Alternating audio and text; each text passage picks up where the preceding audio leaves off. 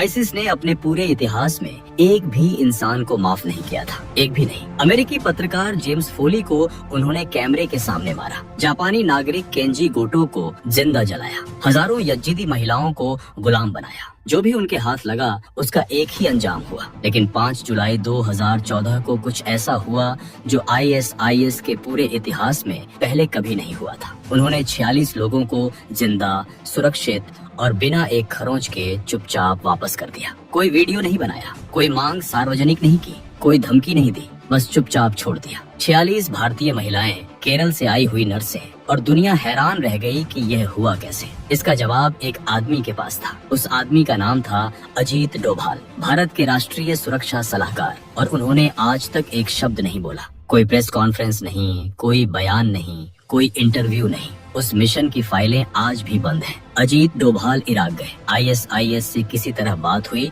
और 46 नर्सें वापस आ गई। लेकिन ये बात कैसे हुई, किन शर्तों पर हुई, क्या वादा किया गया, क्या दिया गया, यह आज तक कोई नहीं जानता। यही इस कहानी का सबसे बड़ा रहस्य है। ये कहानी उन 23 दिनों की है जो 46 जिंदगियों ने आईएसआईएस के साये में गुजारे, और उस ऑपरेशन की जिसे आधिकारिक तौर पर कभी स्वीकार नहीं किया गया। 2014 की शुरुआत में इराक दुनिया का सबसे खतरनाक देश बन चुका था। आईएसआईएस यानी Islamic state of Iraq and Syria एक ऐसी ताकत बनकर उभरी थी जिसने पूरी दुनिया को हिला दिया था। 9 जून 2014 को आईएसआईएस ने मोसुल पर कब्जा किया, जो इराक का दूसरा सबसे बड़ा शहर था। इराकी सेना की 2 पूरी डिवीजन बिना लड़े भाग गई। हजारों सैनिकों ने वर्दी उतार दी और शहर छोड़ दिया। आईएसआईएस के पास अब टैंक थे, तोपें थीं और अमेरिकी हथियार थे जो इराकी सेना छोड़ गई थी। मोसुल के बाद वो तिक्रित की तरफ बढ़े। तिक्रित यानी सद्दाम हुसैन का गृह नगर, इराक के उत्तर में एक रणनीतिक शहर। और उसी तिक्रित के एक सरकारी टीचिंग हॉस्पिटल में 46 भारतीय नर्सें काम कर रही थी। ये नर्सें केरल से आई थी। 30 नर्सें अगस्त 2013 में वहां पहुंची थी और 16 और नर्सें फरवरी 2014 में। उन्हें $750 प्रति माह की तनख्वाह का वादा किया गया था। घर से दूर एक अजनबी देश में एक अजनबी भाषा के बीच वो अपना काम कर रही थी। मरीजों का इलाज, शिफ्ट ड्यूटी और हर महीने घर पैसे भेजना। उन्हें लगता था कि अस्पताल एक सुरक्षित जगह है, कि दीवारें उन्हें बचाएंगी, कि वर्दी उनकी पहचान होगी। लेकिन जून 2014 में जब आईसिस की फौज तिक्रित की तरफ बढ़ी तो न दीवारें काम आई, न वर्दी, न अस्पताल का नाम। 12 जून की रात को पहली बार गोलियों की आवाजें आईं, ग्रेनेड के धमाके हुए। नर्सें दूसरी मंजिल पर थीं। इराकी नर्सें और स्टाफ समझ गए कि अब रुकना खतरनाक है। वो चुपचाप अपने घर निकल गए। स्थानीय पुलिस पहले ही जा चुकी थी। अस्पताल की सुरक्षा में तैनात इराकी सैनिक जून से कुछ दिन पहले ही चले गए थे। स्वास्थ्य मंत्रालय का अधिकारी भी निकल गया। जो बचे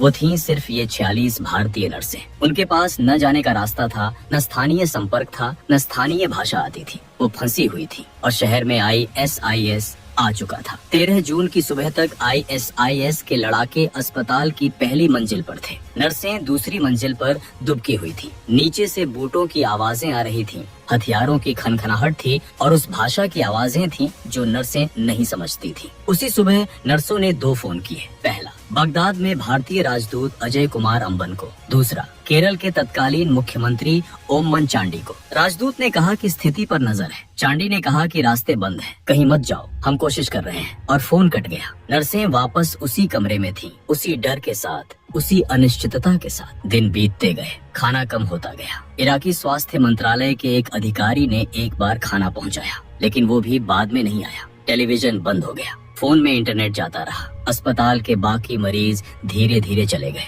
वार्ड खाली होते गए और सिर्फ नर्सें थीं और उनके आसपास आईएसआईएस के लड़ाके जो उन्हें देख चुके थे। जानते थे कि ऊपर 46 भारतीय महिलाएं हैं। एक नर्स ने बाद में बताया कि रात को सोना बंद हो गया था क्योंकि नीचे से आवाजें आती रहती थीं। वो हर सुबह यही सोचती थीं कि आज क्या होगा और हर रात यही दुआ करती थीं कि कल तक कोई आ जाए, लेकिन कोई नहीं आया। 29 जून 2014 को आईएसआईएस ने औपचारिक रूप से अस्पताल पर कब्जा कर लिया। नर्सों को पहले तहखाने में भेजा गया। आईएसआईएस ने शुरुआत में उन्हें छोड़ने से साफ इनकार कर दिया। अब वो सिर्फ घेरे में नहीं थी, वो बंधक थी, एक ऐसे संगठन की कैद में जो दुनिया भर में बंधकों को मारने के लिए जाना जाता था, जो महिलाओं को गुलाम बनाने के लिए जाना जाता था। जो कैमरे के सामने लोगों की हत्या करने के लिए जाना जाता था। उन 46 नर्सों के जहन में यही सब चल रहा था और बाहर से कोई खबर नहीं आ रही थी। नई दिल्ली में उसी वक्त हलचल मच गई थी। नरेंद्र मोदी की सरकार 26 मई को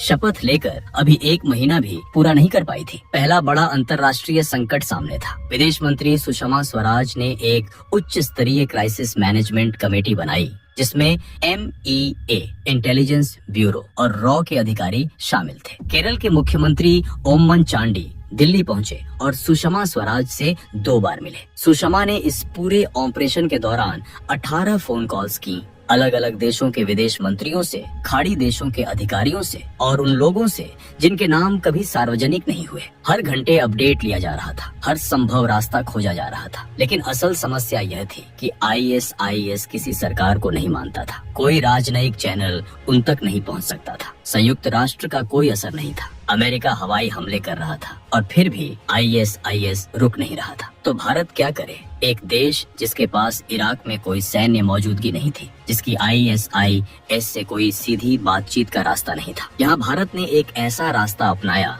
जो न तो अखबारों में छपा न संसद में बताया गया। एक रास्ता जो सिर्फ तब काम करता है जब आपके पास सही लोग हों, सही संपर्क हो और सही तजुर्बा हो। खाड़ी देशों में रहने वाले कुछ प्रमुख मलयाली NRI व्यापारियों से संपर्क किया गया। ये वो लोग थे जिनके मध्य पूर्व में गहरे कारोबारी संबंध थे, इराक और सीरिया के अलग अलग गुटों तक जिनकी पहुंच थी। इनमें से एक नाम था ओमान स्थित रियल एस्टेट कारोबारी PNC मेनन का। केरल के तत्कालीन मुख्यमंत्री ओमन चांडी ने बाद में सार्वजनिक रूप से माना कि इन NRI व्यापारियों ने इस रेस्क्यू में महत्वपूर्ण भूमिका निभाई, लेकिन MEA ने उनके नाम कभी नहीं बताए क्योंकि उनकी पहचान उजागर होने से उनकी जान को खतरा हो सकता था। यह वो अनौपचारिक नेटवर्क था जो सरकारी दस्तावेजों में कहीं दर्ज नहीं था, लेकिन जिसके बिना यह ऑपरेशन शायद कभी कामयाब नहीं होता। और फिर 25 जून 2014 को अजीत डोभाल खुद इराक पहुंचे। यह एक पूरी तरह गोपनीय मिशन था। मीडिया को कुछ नहीं बताया गया। कोई सुरक्षा गार्ड नहीं था, कोई सरकारी काफिला नहीं था, कोई बुलेट प्रूफ गाड़ी नहीं थी। बाहर वो देश था जहां ISIS के लड़ाके बगदाद से सिर्फ कुछ 100 किलोमीटर दूर थे, जहां इराकी सरकार खुद डरी हुई थी, जहां अमेरिका जैसी महाशक्ति हवाई हमले करके भी ISIS को नहीं रोक पा रही थी। और भारत का सबसे बड़ा सुरक्षा अधिकारी उस जमीन पर उतरा था। डोभाल का उद्देश्य था जमीनी हालात को सीधे समझना, इराकी सरकार के उच्च अधिकारियों से मिलना और उन चैनलों को सक्रिय करना जो सिर्फ एक अनुभवी खुफिया अधिकारी ही जानता है। अजीत डोभाल कोई साधारण अधिकारी नहीं थे। उन्होंने 7 साल पाकिस्तान में अंडरकवर एजेंट के रूप में काम किया था। दुश्मन की भाषा बोली थी, दुश्मन के कपड़े पहने थे, दुश्मन के बीच रहकर भारत के लिए काम किया था। 1988 में उन्होंने अमृतसर के स्वर्ण मंदिर में ISI एजेंट बनकर खालिस्तानी आतंकियों में घुसपैठ की थी। उनके हथियारों का नक्शा बनाया था और सुरक्षा बलों को वो जानकारी दी थी जिससे ऑपरेशन ब्लैक थंडर कामयाब हुआ था। 1999 में जब IC-814 को हाईजैक करके कंधार ले जाया गया था, तब वो तालिबान के सामने मेज पर बैठकर बातचीत करने वाले 3 भारतीय अधिकारियों में से एक थे। 33 साल की खुफिया सेवा, 15 से ज्यादा विमान अपहरणों में भारत की तरफ से बातचीत। यह वो आदमी था जो इराक गया था और जो काम वो करके आए उसका एक भी शब्द आज तक सार्वजनिक नहीं हुआ। लेकिन असली खेल अभी बाकी था। जून के आखिरी दिनों में एक ऐसा फैसला लिया गया जिसने शायद इन 46 जिंदगियों को बचाया। जब नर्सों ने इंटरनेशनल रेड क्रॉस के साथ तिकरित से निकलने की कोशिश करने का प्रस्ताव रखा तो भारत सरकार ने मना कर दिया। ओमन चांडी ने बाद में खुद इसकी पुष्टि की और कहा कि उन्होंने नर्सों को सलाह दी थी कि रेड क्रॉस के साथ मत जाओ, वो रास्ता सुरक्षित नहीं है। ISIS उस काफिले पर हमला कर सकती है। यह एक जोखिम भरा फैसला था। नर्सें वहाँ रुकना नहीं चाहती थी। केरल में उनके परिवार हर घंटे फोन कर रहे थे, लेकिन सरकार ने कहा रुको, और यह फैसला सही निकला।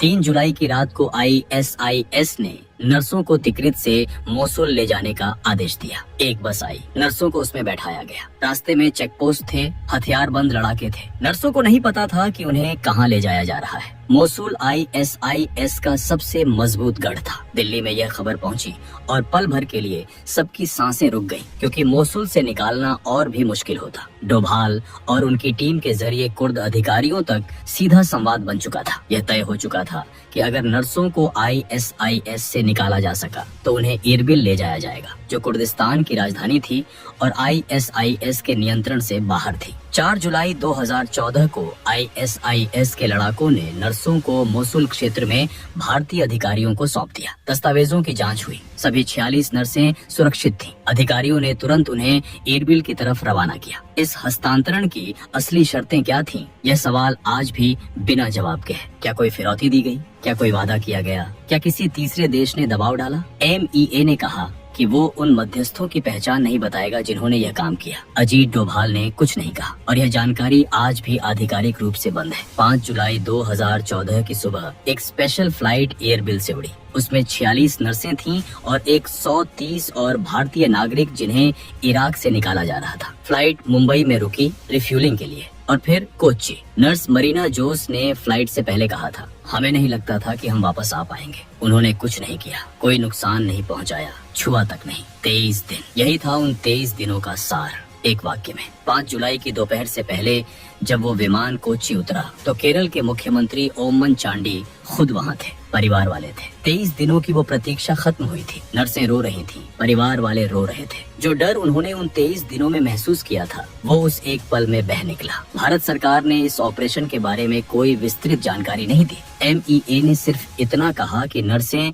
सुरक्षित वापस आ गई हैं। जो मध्यस्थ थे उनके नाम नहीं बताए गए। जो शर्तें तय हुई वो सार्वजनिक नहीं की गई और अजीत डोभाल ने एक शब्द नहीं बोला। लेकिन जो बात कभी मीडिया में नहीं आई वो यह थी कि उसी वक्त 39 भारतीय मजदूर जो मोसुल में ISIS के कब्जे में थे वो नहीं बच पाए। वो निर्माण कार्यकर्ता थे, पंजाब, हिमाचल प्रदेश, बिहार और पश्चिम बंगाल से। उनके परिवार भी इंतजार करते रहे। सुषमा स्वराज ने बार बार संसद में कहा कि वो जीवित हैं। मार्च 2018 में इराकी अधिकारियों ने बधुश गांव के बाहर एक पहाड़ी पर खुदाई की। 38 शव मिले, DNA जांच हुई। 39 भारतीय मजदूरों की ISIS ने हत्या कर दी थी। 46 नर्सें बची, 39 मजदूर नहीं बचे। एक ही संगठन, एक ही वक्त, दो बिल्कुल अलग नतीजे। यह फर्क क्यों था? इसका जवाब भी शायद उसी बंद फाइल में है। इस ऑपरेशन के बारे में जो कुछ भी जाना जाता है वो टुकड़ों में जाना जाता है। कुछ अखबारों में छपा, कुछ पूर्व मुख्यमंत्री ने बताया, कुछ नर्सों ने कहा, लेकिन पूरी तस्वीर कभी सामने नहीं आई। अजीत डोभाल इराक में क्या बात करके आए, किससे मिले, क्या वादा किया, ISIS को क्या दिया या क्या कहा, यह किसी सार्वजनिक दस्तावेज में दर्ज नहीं है। एक सफल खुफिया ऑपरेशन की सबसे बड़ी पहचान यही होती है कि दुनिया को यह भी न पता चले कि कोई ऑपरेशन हुआ था। ISIS ने उन 46 महिलाओं को छोड़ा क्यों? यह सवाल आज भी किसी दराज में बंद है। अजीत डोभाल जानते हैं और वो बताएंगे नहीं। आपको ये कहानी कैसी लगी नीचे कमेंट